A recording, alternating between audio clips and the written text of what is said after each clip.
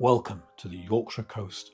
120 miles of rugged cliffs, golden beaches and timeless seaside towns.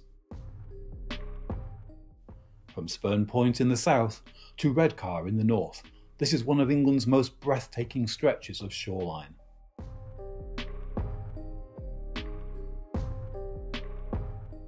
Here are our top 5 coastal towns you need to visit.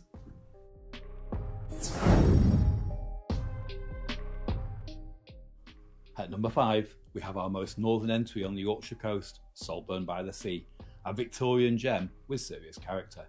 If you're hoping Redcar will make this list, then switch off now. It most certainly won't. Saltburn, a golden beach, dramatic cliffs, and a town that looks like it was designed by someone who really loved steampunk before it was cool.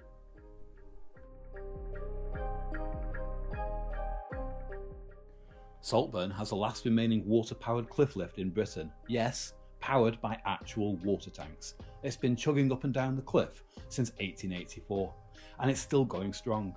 Who needs an elevator when you've got Victorian engineering magic?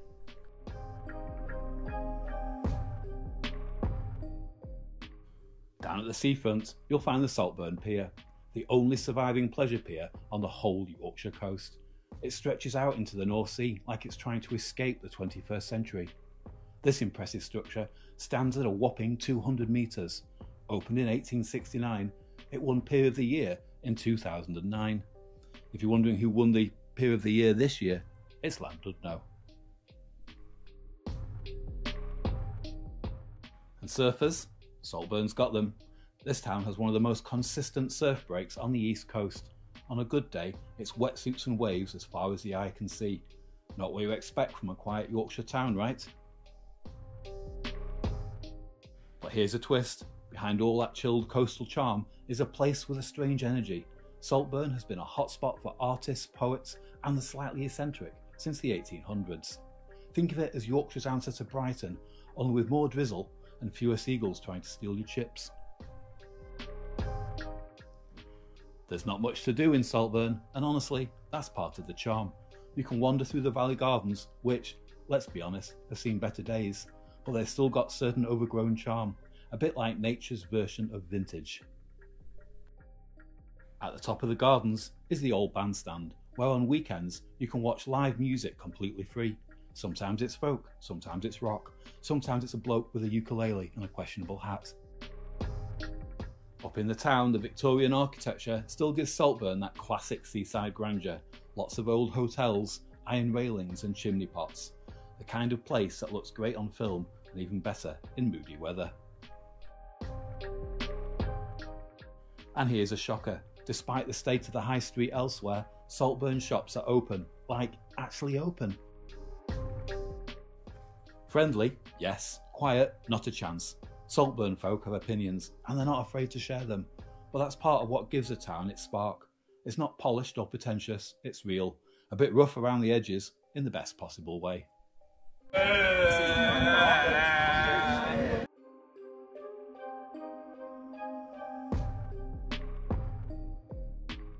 Whether you're there for the cliff lift, the coffee shops, the surf, or just to stroll along the pier pretending you're in a period drama, Saltburn is effortlessly cool, quietly quirky, and completely unforgettable.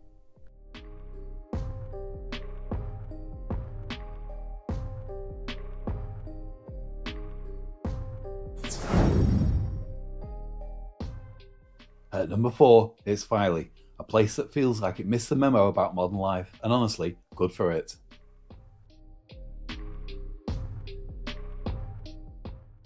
Filey is best known for its beach, and yes, it is glorious. 5 miles of wide, golden sand, gently shelving into the North Sea. It's clean, it's peaceful, and it's almost suspiciously photogenic. Just one small issue. It disappears for half the day. The tide rolls in like it owns the place, and when it's up, that beach you've been raving about, it's gone.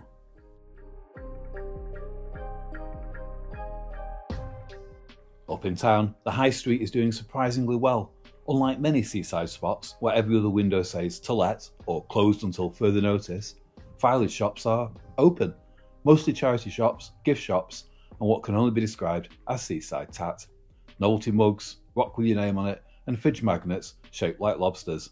But they're open, that's something. For families, Filey is a masterclass in old school entertainment. There's crazy golf, and also less crazy golf, which is basically just golf, but for small children with plastic clubs. There's a boating lake with swan pedalos that look majestic until you try to steer them, a paddling pool that hasn't changed in 50 years and probably hasn't been drained in that time either, and a mini fairground with rides that go just fast enough to make you question your life choices, but not fast enough to justify the price.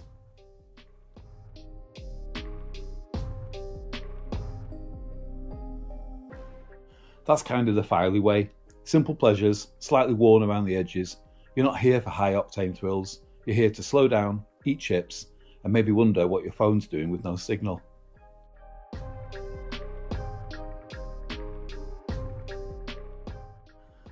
Now credit where it's due. Filey's gardens are a genuine delight. Tucked just off the seafront, they're surprisingly well kept, lovingly tended, and honestly feel like they belong in a much fancier town. Perfect lawns, bright flower beds, benches that aren't broken, it's all very civilised. You half expect a string quartet to appear, or at least someone selling ice cream with real fruit in it. It's the kind of place you accidentally spend an hour in, just sitting, sipping tea from a flask and wondering this is what inner peace feels like. Realistically, you'll probably only spend a day in Filey, 2 if the weather's nice and the tide's being generous, and when people talk about the highlight of the town, there's really only one answer: the brig.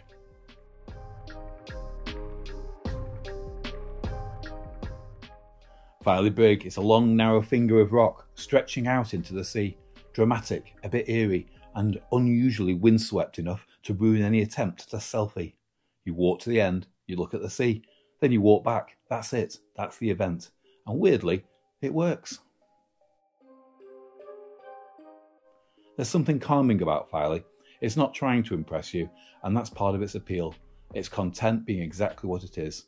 A sleepy, slightly scruffy seaside town with just enough to fill a day and nowhere to rush off to.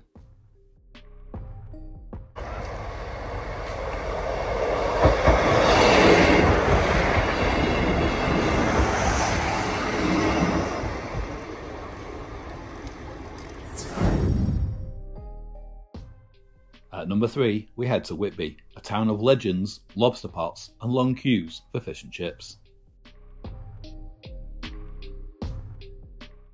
It's dramatic, it's brooding, it's wildly photogenic, and on a sunny day, you'll be sharing it with roughly half of Yorkshire, but there's a reason people keep coming back. Start at the top, literally, with the Captain Cook statue, gazing out across the North Sea like he's waiting for the Wi-Fi to come back on. Just behind him, the Whalebone Arch, a slightly surreal reminder that this peaceful fishing town was once in the business of hunting sea giants. These days, it's mostly just tourists hunting for a decent parking space.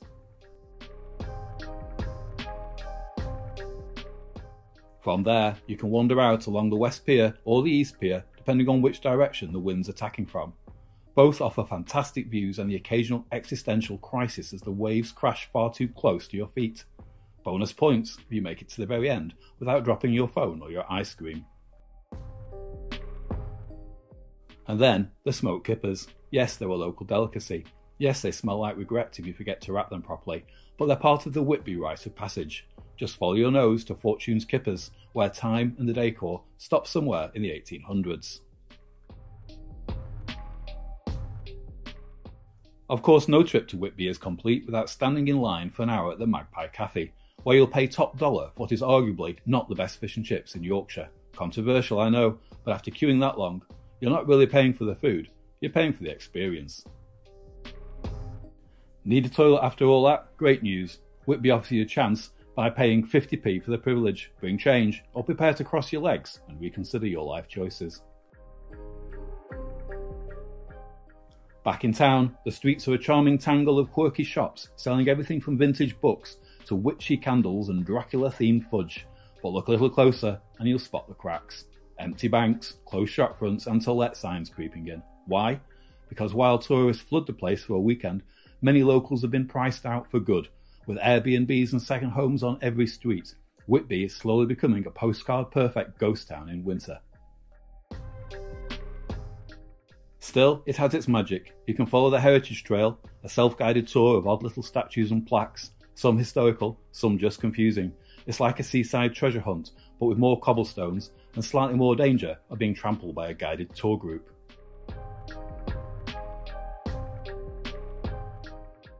Then there's the 199 steps, and yes, someone's counted, every single one. Climbing them is basically a rite of passage. One hand on the railing, the other clinging to a tray of takeaway chips you refuse to abandon. At the top, your reward is St Mary's Churchyard, where legend has it Dracula first crept ashore in the dead of night.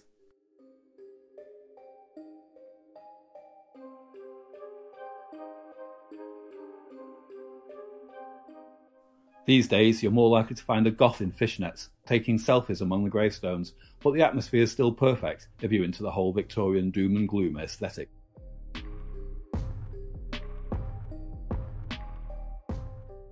And looming over it all, Whitby Abbey, romantic ruin, tourist magnet, and proof that nothing says spiritual reflection like a £12 entry fee and a gift shop that sells themed shortbread.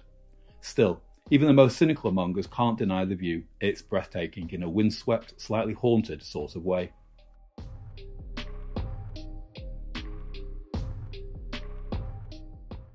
Whitby is a town of contradictions, packed but crumbling, beautiful but bleak, historic yet weirdly full of food shops. It's every British seaside stereotype wrapped in Gothic stone and seagull droppings, and somehow it works. You'll moan about the prices, the parking and the crowds, and then you'll come back next year and do it all over again.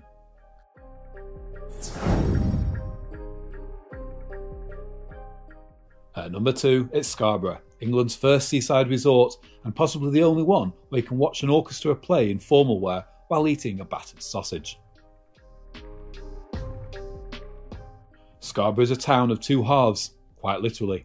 The South Bay is a classic one, arcades, candy floss, deck chairs, and more people than the population of some small countries. If you like your beaches with a side of chaos, this is the spot.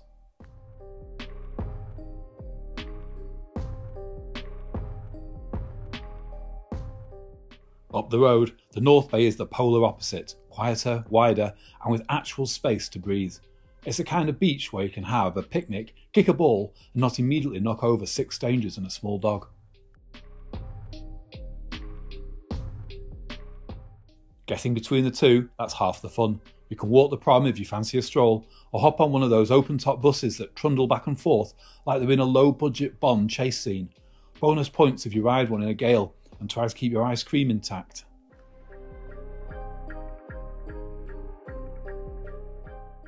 Just beyond North Bay is one of Scarborough's real treasures, Peashome Park, a peaceful little oasis where you can hire a rowing boat, float past ducks, and pretend you're in a Jane Austen adaptation until a child in a pedal boat crashes into you.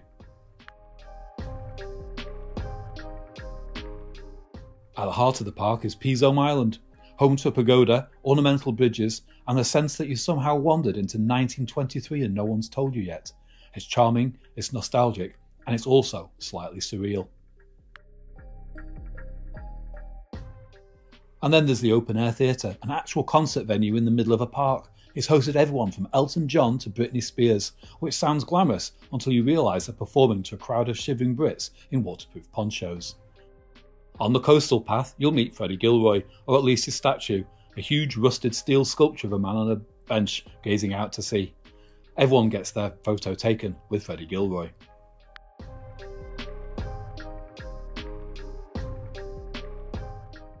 Above the town looms Scarborough Castle, or what's left of it. Centuries of history, windswept ruins, and the best view of the bay you'll get without a drone. It's one of those places where you can feel the weight of time, or at least the weight of the wind trying to blow you off the battlements.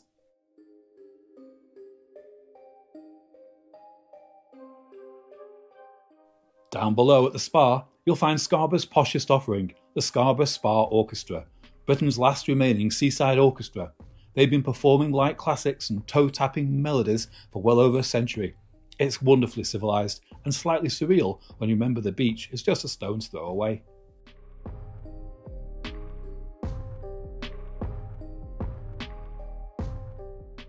And credit where it's due, the town takes its gardens seriously. The Italian gardens with their balustrades, palm trees and perfectly manicured lawns are a proper throwback to the golden age of seaside holidays.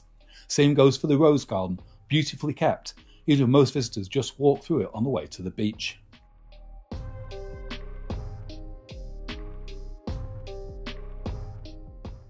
If Scarborough were judged on its coast, parks and public spaces alone, it would be number one, no question. But then, there's the town centre. Once the proud heart of the resort, it now feels like the aftermath of a car boot sale. Empty shops, shuttered banks, suspiciously quiet shopping centres. Even after winning high street regeneration funding, it's not regenerated. It's not terrible exactly, just tired, a little unloved, like someone gave it a new coat of paint 5 years ago and then forgot to fix the roof. It's the kind of place where you go in to buy socks and leave with an existential crisis.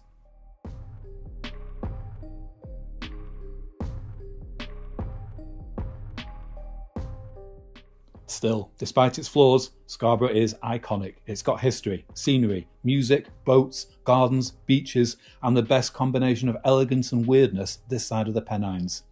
If it ever sorts the town centre out, it'll be unstoppable. Until then, it's proudly holding on to second place.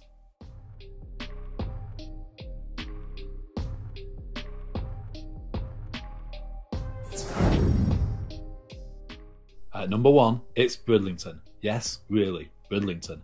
The Yorkshire Coast's most unlikely champion, the underdog with sand in its socks, and absolutely no idea it's won.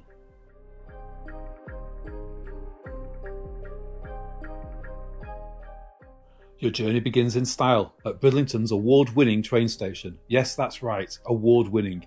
Neatly kept platforms, hanging baskets, actual staff. It's basically the Ritz, if the Ritz had a vending machine and a view of the tracks. From there, it's a short stroll into town, where the North Beach greets you like a proud, wind-swept ant. Quiet, clean, and surprisingly classy. This is the beach for thoughtful dog walkers, pastel windbreaks, and seagulls that judge you silently from a distance.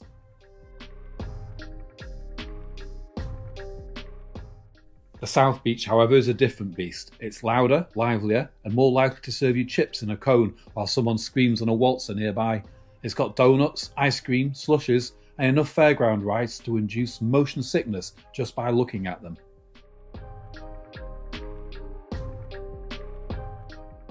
Between the two, the promenade, long, scenic and patrolled by Brid's most iconic mode of transport, the Lamb Train, a tiny tooting wonder on wheels, ferrying sunburnt day trippers up and down the seafront like a cheerful caterpillar in a high-vis vest. Lining the prom are arcades, not one or two, but dozens. This is where 2p coins go to die. You've got flashing lights, ticket-spewing machines, and claw games that seem rigged against human achievement, and yet somehow you leave with a key ring and the deep satisfaction of having beaten the system.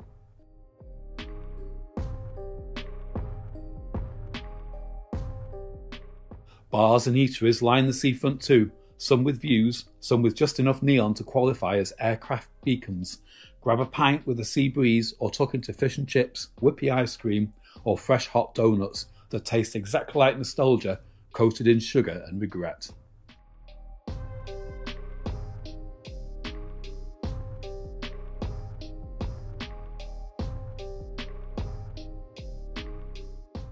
And smack in the middle of it all is the harbour, still very much working, with bobbing boats, nets, crates, and the faint smell of actual fishing.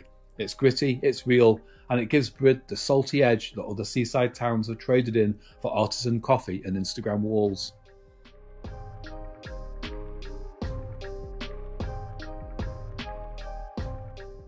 But if you want a change of pace, head up into Old Town Bridlington. Yes, Brid has an old town, and no, it's not just a row of antique shops. It's a medieval maze of cobbled streets, crooked buildings, and independent shops selling everything from Yorkshire fudge to retro teapots.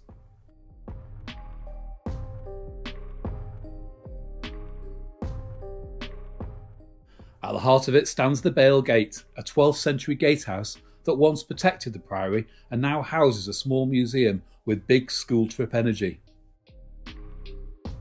And just beyond that, Bridlington Priory, an enormous echoing Gothic church that looks like someone dropped a cathedral into the middle of a seaside town by accident. It's genuinely impressive, with stained glass, soaring ceilings, and the distinct sound of locals wondering why they don't mention it more often. From there you can wander back down the coast and follow South Promenade as it curves away from the fairground madness and into open air and white chalk drama, because this is where Brid stops being cute and starts being epic.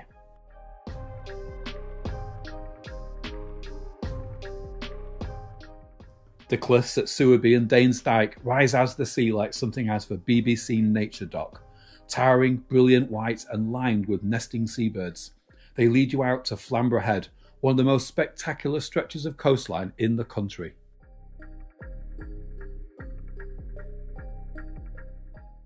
Here you'll find the lighthouse, noble and lonely, flashing its warning to ships that'll probably all use GPS anyway, and just below, sunning themselves like very round celebrities, is the seal colony. Dozens of grey lumps lounging on the rocks, occasionally flopping into the sea like they've had a tough week. It's wild, it's windswept, it's everything the coast should be. Bridlington isn't perfect, and it doesn't try to be. It's loud, proud, slightly chaotic, and totally charming, and maybe that's why it's taken the #1 spot, because unlike some places, Brid doesn't pretend, it just is, and what it is brilliant.